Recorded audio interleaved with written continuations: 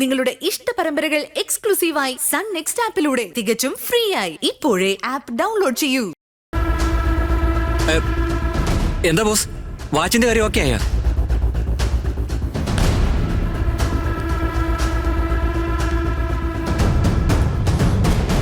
നോന്ന് പറഞ്ഞു. എന്താ ബോസ്, ഈ പെണ്ണ് എപ്പോഴെപ്പോഴും നോ എന്നാണല്ലോ പറയുന്നത്. ബോസ് എറിയുന്ന ബോളൊക്കെ നോ ബോളായി എന്താ ചെയ്യാ? എന്താ ബോസ്, അവള് യെസ് പറയുന്ന കാര്യം കുറച്ച് കഷ്ടമായിട്ടാ എനിക്ക് തോന്നുന്നത്. ഞാൻ അന്നേ പറഞ്ഞതല്ലേ. ഞാൻ അതെല്ലാം ആലോചിച്ചത്. പിന്നെ എന്ത് കൊടുത്താലും അതിന്റെ ബെറ്റർ ആയിട്ടുള്ളത് അവളുടെ കയ്യിലുണ്ടാവും. ഇവൾ ആരാ, ഇവളുടെ ബാക്ക്ഗ്രൗണ്ട് എന്താണെന്നാ ഞാൻ ആലോചിക്കുന്നത്. അതിനെന്താ ബോസ്, നമുക്കത് കണ്ടുപിടിക്കാം. പക്ഷെ അവളെ വീഴ്ത്തുന്ന കാര്യം അത്ര ഈസി ആയിട്ട് തോന്നുന്നില്ല.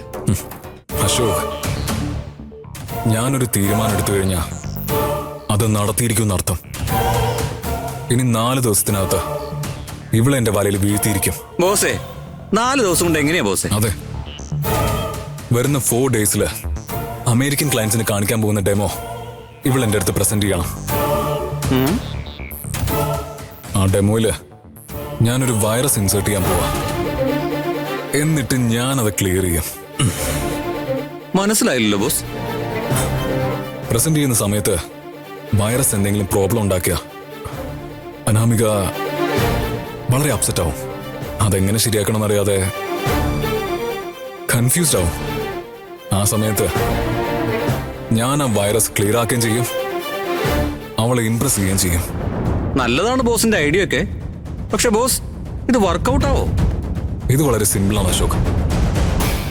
നമുക്ക് പ്രശ്നം ഉണ്ടാക്കുന്നതും ദൈവമാണ്, അത് ക്ലിയർ ചെയ്യുന്നതും ദൈവമാണ്. അതുകൊണ്ടാ എല്ലാവരും ദൈവത്തെ അമിതമായി വിശ്വസിക്കുന്നത്. അനാമികയ്ക്ക് ഞാൻ തന്നെ ഒരു പ്രശ്നം ഉണ്ടാക്കി കൊടുത്ത് ഞാൻ തന്നെ അത് ക്ലിയർ ചെയ്യാൻ പോവാ.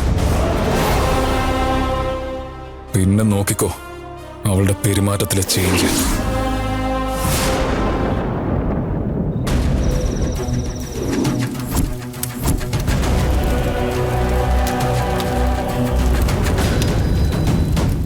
കാസ്മോർ പറഞ്ഞ മാതിരി കാശിയിൽ പോയി ആയുധമെടുക്കാൻ ഞാൻ തയ്യാറാണ്. എന്നെ അനുഗ്രഹിച്ചാലും. നീ പോകുന്ന കാര്യം തീർച്ചയായും സാധിക്കും സാമ്പ. അഘോരികളുടെ പൂജ നിനക്ക് തുണയായിട്ടുണ്ടാകും. എന്നാൽ നീ കരുതും പോലെ ആ ആയുധം കൈക്കലാക്കുന്നത് അത്ര എളുപ്പമുള്ള കാര്യമല്ല. അതും ഓർമ്മയിരിക്കട്ടെ. കാശിയിലുള്ള ദൈവശക്തികൾ നിന്നെ തീർച്ചയായും തടുക്കും. ആ ശക്തികളോട് പോരാടി വേണം ജീവസമാധി അണഞ്ഞ സിദ്ധന്റെ നട്ടെല്ല് നിനക്കെടുക്കാൻ. മനസ്സിലായോ? അഘോരന്മാർ ഇനി കാശിയിലേക്കാണ് വരാൻ പോകുന്നത്. കാശിയിലേക്കോ? എന്തിന്? ഒരു പ്രധാനപ്പെട്ട ആയുധം അന്വേഷിച്ച്. എന്റെ അറിവിൽ ഇവിടെയുള്ള ഏതോ ഒരു സിദ്ധന്റെ ആശ്രമത്തിലാണ് ആ ആയുധം എടുക്കാൻ വരുന്നത്. ഇനിയിപ്പോ എന്താ ഗുരുജി നമ്മൾ ചെയ്യാ? മറ്റൊന്നുമല്ല, അത് നമ്മൾ തടുത്തു നിർത്തണം. കാശിയിലുള്ള ഓരോ ജീവസമാധിയും നമ്മൾ നിരീക്ഷിക്കണം. അവരന്വേഷിക്കുന്ന ആയുധം കിട്ടാത്ത അവസ്ഥയുണ്ടാക്കിയാലേ ആത്മാവിനെ അന്വേഷിക്കുന്നത് നമുക്ക് തടയാനാകൂ. ഈ പരിശ്രമത്തിൽ നമ്മൾ തോൽക്കാൻ പാടില്ല. അങ്ങനെ തോൽവി അടഞ്ഞാൽ എന്ത് സംഭവിക്കുമെന്ന് നിനക്ക് നന്നായി അറിയാലോ. ഗുരുജി, കാശിയിൽ എത്രയോ പുണ്യ ജീവസമാധികളുണ്ട്. അത് മുഴുവൻ നിരീക്ഷിക്കാന്ന് വെച്ചാൽ അത് എളുപ്പമുള്ള കാര്യമല്ല. ഈശ്വരനും ചെകുത്താനും ഇടയിലുള്ള പോരാട്ടം എന്നും അതിശയകരമാണ് തുളസി.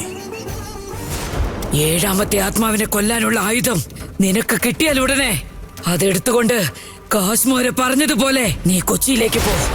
എന്തായാലും ശരി, നമ്മൾ ജീവൻ കൊടുത്തെങ്കിലും ആ നീചശക്തികളെ നമ്മൾ തടയണം. ഈ ലോകം നീചശക്തികളുടെ താവളമായി മാറരുത്. എത്രയും പെട്ടെന്ന് തന്നെ നിരീക്ഷണം ആരംഭിക്കുക. നീചശക്തികൾക്കെതിരെയുള്ള യുദ്ധം ഇനിയാണ് ആരംഭിക്കാൻ പോകുന്നത്.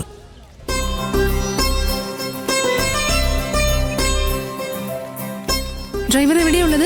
മാഡം, വരുന്ന വഴിക്ക് വണ്ടി ഒന്ന് ബ്രേക്ക് ഡൗൺ ആയി. അയ്യോ മാഡം, ഒന്ന് വെയിറ്റ് ചെയ്യോ? ഒരു 20 മിനിറ്റ്, പെട്ടെന്ന് എത്തിയേക്കാം. ശരി, പെട്ടെന്ന് വാ, ഞാൻ വെയിറ്റ് ചെയ്യാം. ശരി മാഡം.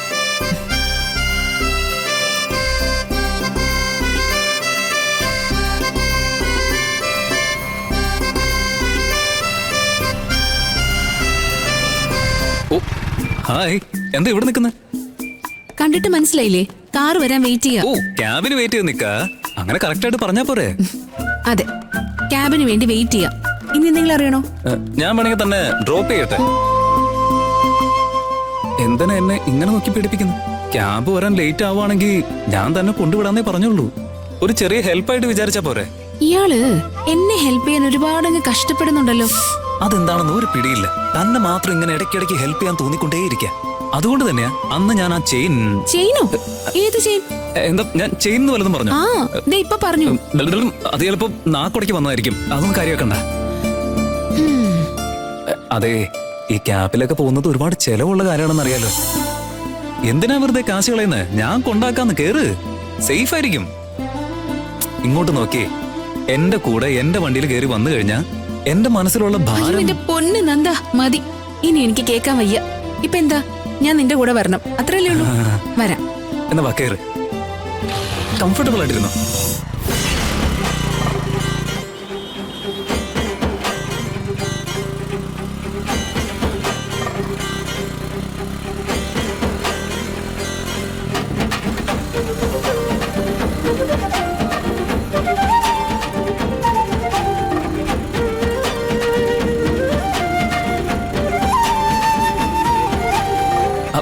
പേടിക്കണ്ട, മുറുക്കി പിടിച്ചിരുന്നോ? ആ, ബെസ്റ്റ്. ഈ വണ്ടി കയറിയതും പോരാ, ഇനി പിടിച്ചിരിക്കുകയും വേണോ?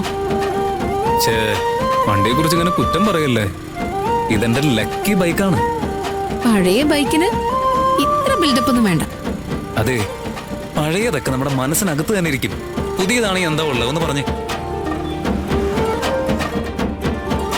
നോക്കിയേ, പുതിയതായിട്ട് കുറെ വലിയ വലിയ ബിൽഡിംഗ് ഒക്കെ ഉണ്ടാക്കുന്നുണ്ട്. ഇതൊക്കെ ഒരു ഭൂകമ്പം വന്ന താങ്ങി നിൽക്കോ? പുതിയതെല്ലാം ഒരു ദിവസം പഴയതാവും. എന്താ നന്ദ, എന്തിനാ ഇങ്ങനെ നെഗറ്റീവ് ആവുന്നേ? ചേടാ, ഫാക്റ്റ് ആണ് ഞാൻ പറഞ്ഞത്. ഈ നാട്ടില് ഭൂകമ്പം വരാനുള്ള എല്ലാ സാധ്യതയും ഉണ്ടെന്നാണ് സ്റ്റാറ്റിസ്റ്റിക്സ് പറയുന്നത്. അതെന്താ, നിങ്ങളുടെ നാട്ടിൽ ഈ ഭൂകമ്പൊന്നും വരികയില്ലേ? താനൊന്ന് പോയേ. ഞങ്ങളുടെയൊക്കെ നാട്ടിൽ ഒരു ചെറിയ കാറ്റ് വന്നാൽ തന്നെ വീടും കൊണ്ടാ പോവുള്ളൂ. അതിന്റെ ഇടയിൽ ഇനി ഒരു ഭൂകമ്പം കൂടി വന്നാൽ മതി.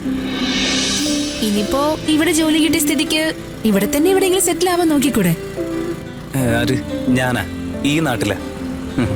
എന്തൊക്കെ പറഞ്ഞാലും നമ്മുടെ നാട് ശരിക്കും പറഞ്ഞ സ്വർഗ. ഈ സിറ്റിയൊക്കെ കാശുകാർ ചേർന്ന് നശിപ്പിച്ചു വെച്ചിരിക്കല്ലേ. അതെന്താ, തനിക്ക് പണക്കാരോട് എന്തോ ദേഷ്യമുള്ളത് പോലെ ഉണ്ടല്ലോ. അതല്ല പറഞ്ഞേ. എന്നാലും ഈ കാശ് വെച്ച് അഹങ്കാരം കാണിക്കുന്നവരില്ലേ, അവരെനിക്കിഷ്ടമല്ല. പൈസ കയ്യിൽ വരുമ്പോ താനും അങ്ങനെയൊക്കെ ആകും. ഹേയ്, അങ്ങനെയൊന്നും വിചാരിക്കല്ലേ. എനിക്ക് അങ്ങനെ പണത്തോട് അത്ര വലിയ ആർത്തിയൊന്നുമില്ല. വെറുതെ എന്നോട് കള്ളം പറയണ്ട. ഞാൻ സത്യമാണെന്നേ പറഞ്ഞത്. ഈ മനസ്സും പണവും തമ്മിൽ എന്തെങ്കിലും ബന്ധമുണ്ടോ? താൻ തന്നെ ആലോചിച്ച് നോക്ക്. എനിക്ക് എന്റേതായിട്ടുള്ള കുറെ ആവശ്യങ്ങളുണ്ട്. അത് തീർക്കാനുള്ള കാശ് കിട്ടിയാൽ മതി. I am happy. ഞാൻ ഒരു കാര്യം പറയട്ടെ, ഒരുപാട് കാശ് കയ്യിലുള്ള കുറെ പേരൊക്കെ സമാധാനം ഇല്ലാതെ ജീവിക്കുന്നത് കണ്ടിട്ടുണ്ട്. അതാണ് ശരിക്കും പറഞ്ഞ ഈ ലോകത്തിലെ ഏറ്റവും വലിയ ദാരിദ്ര്യം. എനിക്ക് അങ്ങനെ സമാധാനം ഇല്ലാത്ത പൈസക്കാരനാവണ്ട. അത്രയും വലിയ പണക്കാരനാവുന്നതിനേക്കാളും സമാധാനമായിട്ട് ഇതുപോലെ അങ്ങ് മുന്നോട്ട് പോയാൽ മതി. അല്ല, ഇതെന്താ ഞാൻ മാത്രം ഇങ്ങനെ പറഞ്ഞുകൊണ്ടിരിക്കുന്നു? തന്റെ ഭാഗത്തുനിന്ന് റിപ്ലൈ ഒന്നുമില്ലല്ലോ. ഇവിടെ നിർത്തിയാൽ മതി. ഓ, അപ്പൊ ഇവിടെ നിന്നാണോ ഡെയിലി വരുന്നത്? അതെ. കണ്ടിട്ടൊരു സാധാരണ ഏരിയ ആണല്ലോ. ഞാനും സാധാരണ പെണ്ണ് തന്നെയല്ലേ. പക്ഷെ ചെയ്യുന്നത് സാധാരണ ജോലിയല്ല. അതാ എനിക്ക് മനസ്സിലാവാത്തെ. ശരി, ദാ ഇത് വെച്ചോ. എനിക്കെന്തിനത്? ക്യാബിൽ വന്നാലും ഞാൻ ഈ ക്യാഷ് കൊടുക്കേണ്ടി വരും. ക്യാബിൽ വന്നാലല്ലേ? താൻ എന്റെ കൂടെ ബൈക്കിലാണല്ലോ വന്നത്. Okay, thanks. അതിൽ നിന്നൊരു 100 രൂപ ഇങ്ങോട്ട് തന്നേക്ക്. അതാവുമ്പോ ബൈക്കിൽ പെട്രോൾ അടിക്കാനുള്ള കാശാവുമല്ലോ. മടിക്കാതെ ഇങ്ങോട്ട് താന്നേ. ഇത്രയ്ക്ക് ആലോചിക്കുന്നതിന്. അതായത് നമ്മുടെ ജീവിതത്തില് പണം മാത്രമല്ല പ്രധാനം, പക്ഷെ ഈ പണം വേണം. അത് മനസ്സിലാക്കിയാലേ ജീവിതം സ്മൂത്ത് ആയിട്ട് കൊണ്ടുപോകാൻ കഴിയും. ഓ, മതി മതി, ഒന്ന് പോയി തരുവോ? എന്നെ പോലെ ഒരാൾ ഇതുവരെ ജീവിതത്തിൽ കണ്ടിട്ടുണ്ടാവില്ല.